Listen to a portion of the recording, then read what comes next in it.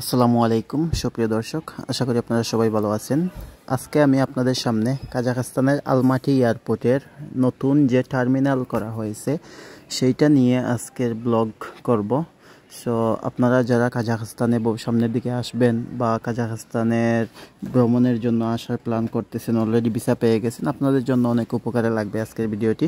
So আমি এখন আছি কাজাখস্তানের আলমাটি এয়ারপোর্টের সামনের অংশে। আমি এখন রাত্রেবেলা আমি আমার ফ্লাইটের জন্য আসছি কাজাখস্তানের আলমাটি এয়ারপোর্টে। সো আমি ভাবলাম আপনাদের সামনে আজকের এই ব্লগের মাধ্যমে আপনাদেরকে এই এয়ারপোর্টের সুন্দর যে বিল্ডিংটি তৈরি করা হয়েছে সেটি তুলে ধরি। আপনারা জানেন কাজাখস্তানের আলমাটি এয়ারপোর্টটা পূর্বে ছোট ছিল, অনেক ছোট একটা এয়ারপোর্ট ছিল, বর্তমানে অনেক বড় হয়েছে এই নতুন টার্মিনাল করার কারণে। সো আপনারা ধৈর্য সহকারে ভিডিওটি শেষ পর্যন্ত দেখতে থাকুন, আশা করি অনেক কিছু উপভোগ করতে পারবেন। এবং যারা আমার ইউটিউব চ্যানেলটিতে নতুন, দয়া করে চ্যানেলটি সাবস্ক্রাইব করতে বলবেন না। সুপ্রিয় দর্শক, আমি এখন ঢুকতেছি কাজাখস্তানের আলমাটির এই নতুন টার্মিনালে, আলমাটি এয়ারপোর্টে। সো এয়ারপোর্টের নতুন টার্মিনালে ঢুকেই আপনারা দেখতে পারবেন এইখানে বোর্ডিংয়ের গেটগুলো আছে, বিভিন্ন এয়ারলাইন্সের কাউন্টার আছে। সো আপনারা আপনাদের পছন্দ চাহিদা অনুযায়ী আপনারা যে এয়ারলাইন্সে টিকিট কেটেছেন সেই এয়ারলাইন্সের কাউন্টারে যাবেন, গিয়ে বোর্ডিং পাস সংগ্রহ করবেন। সো আপনারা দেখতে পারতেছেন পূর্বের যে আলমাটি এয়ারপোর্টের পুরাতন টার্মিনাল ছিল সেটির ভিডিও আমার ইউটিউব চ্যানেলে আছে, আপনারা সেগুলো দেখতে পারবেন যারা উৎসাহী আছেন। সো আজকের ভিডিওটি মূলত নতুন এয়ারপোর্টের নতুন টার্মিনাল নিয়ে। সো দেখতে পারতেছেন সুপ্রিয় দর্শক, এইখানে প্রচুর মানুষ ভিড় করে আছে বিভিন্ন এয়ারলাইন্সের কাউন্টারের সামনে বোর্ডিং পাস সংগ্রহের জন্য। এবং এই নতুন টার্মিনালটি অনেক বড় একটা টার্মিনাল, পুরাতনটার চেয়ে অনেক বড়। সো অনেক বৃহৎ পরিসরে তৈরি করা হয়েছে এবং সম্পূর্ণ নতুন আঙ্গিকে এই টার্মিনালটি গড়ে তোলা হয়েছে, যার কারণে এখন ফ্লাইট উঠানামা প্লাস মানুষের চলাচলের ক্ষেত্রে তেমন বেশি ঝামেলা হয় না, কারণ এই আয়তনটা অনেক বড় হয়েছে এয়ারপোর্টের। সো আপনারা দেখতে পারতেছেন অনেক সুন্দর একটা ভিউ তৈরি করা হয়েছে। আপনারা যারা এই কাজাখস্তান থেকে বিশেষ করে যাবেন বা কাজাখস্তানে ঢুকবেন বাংলাদেশ থেকে বা ইন্ডিয়া থেকে, সো আপনারা এই নতুন টার্মিনালটি ব্যবহার করতে পারবেন। উপরের দুই তলা বিশিষ্ট এই টার্মিনালটি বা পুরাতন টার্মিনাল যেটা আছে, উপরের তলা দিয়ে আপনারা ডিপার্চার হবেন কাজাখস্তান থেকে। মানে আপনারা যদি অন্য দেশে যান কাজাখস্তান থেকে, তাহলে আপনারা দুই তলা থেকে যেতে হবে। আর যদি আপনারা কাজাখস্তানে প্রবেশ করেন বিভিন্ন দেশ থেকে, তাহলে আপনারা নিচতলা দিয়ে প্রবেশ করতে হবে এই আলমাটি এয়ারপোর্টের ভিতর দিয়ে। সো আশা করি আজকের ভিডিওটা আপনাদের অনেক উপকারে লাগবে, বিশেষ করে নতুনদের জন্য। অনেকেই হয়তো জানেন না যে কাজাখস্তানের এয়ারপোর্ট কেমন, দেখতে কেমন এবং কী সুযোগ সুবিধা। আসলে কাজাখস্তান এয়ারপোর্টে যে কোনো মানুষ ভিতরে প্রবেশ করতে পারে, শুধু বোর্ডিং পাস পর্যন্ত যে কোনো মানুষ প্রবেশ করতে পারে। কারণ বাংলাদেশে অনেক সময় দেখা যায় যে প্যাসেঞ্জার ছাড়া ঢোকা যায় না এয়ারপোর্টে, কিন্তু এইখানে আপনারা যে কোনো সাধারণ মানুষ ঢুকতে পারবেন। এগুলা হচ্ছে ডিউটি ফ্রি শপ, অনেকগুলা ডিউটি ফ্রি শপ আছে যেখান থেকে আপনারা জিনিসপত্র কিনতে পারবেন। সো আপনাদের চাহিদা অনুযায়ী সব ধরনের জিনিসপত্র আপনারা এখানে পাবেন। আর আমি কাজাখস্তান থেকে বাংলাদেশে যাচ্ছি ভ্রমণের জন্য, আমার স্কুল হলিডে বর্তমানে কাজাখস্তানে জুন জুলাই আগস্ট 3 মাস, এর কারণে আমি বাংলাদেশে যাচ্ছি।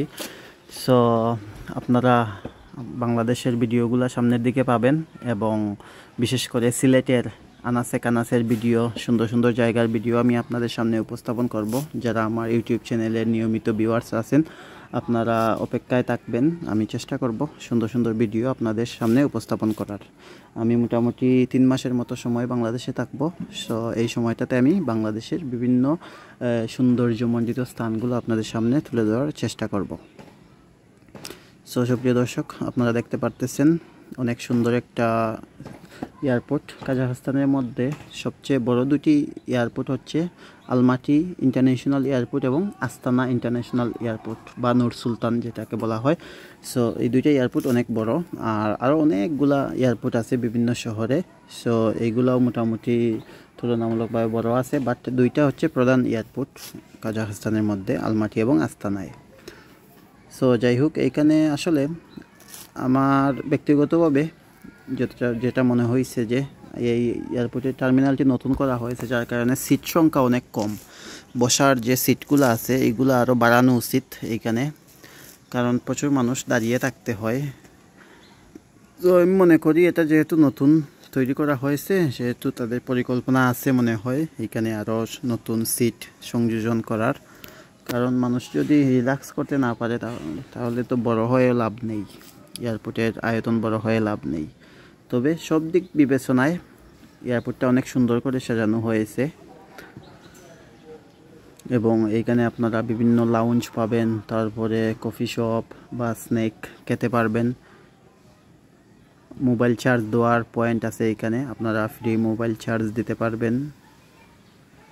ওয়াইফাইও আছে, আপনারা চাইলে ফ্রি ওয়াইফাই ব্যবহার করতে পারবেন। আশা করি আপনারা যারা আমার ভিডিওটি এতক্ষণ পর্যন্ত দেখতেছেন আপনারা উপকৃত হবেন এই ভিডিওটা দেখে। সো কে কোথা থেকে দেখতেছেন দয়া করে কাইন্ডলি কমেন্টে জানাবেন।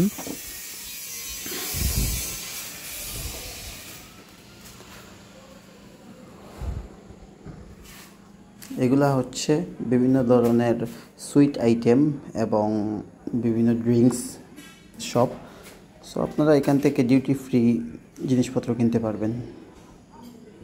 আপনারা আশা করি বুঝতে পারছেন কত বড় এই টার্মিনালটি করা হয়েছে।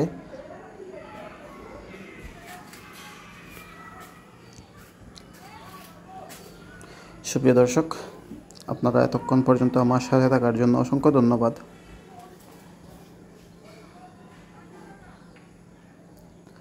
বিশেষ করে যারা কাজাখস্তানে আসবেন, আপনারা আসার সময় কাজাখস্তান যখন ঢুকবেন কাজাখস্তানে, তখন একটু ইমিগ্রেশনে আপনাকে প্রশ্ন করতে পারে, বাট কাজাখস্তান থেকে যাওয়ার সময় তেমন কোনো প্রশ্ন করে না কোথাও।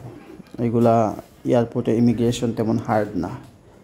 বর্তমানে ইমিগ্রেশনটা একটু হার্ড কাজাখস্তানে, যার কারণে বিদেশিরা যখন কাজাখস্তানে ঢুকে তখন অনেক বেশি প্রশ্ন করে।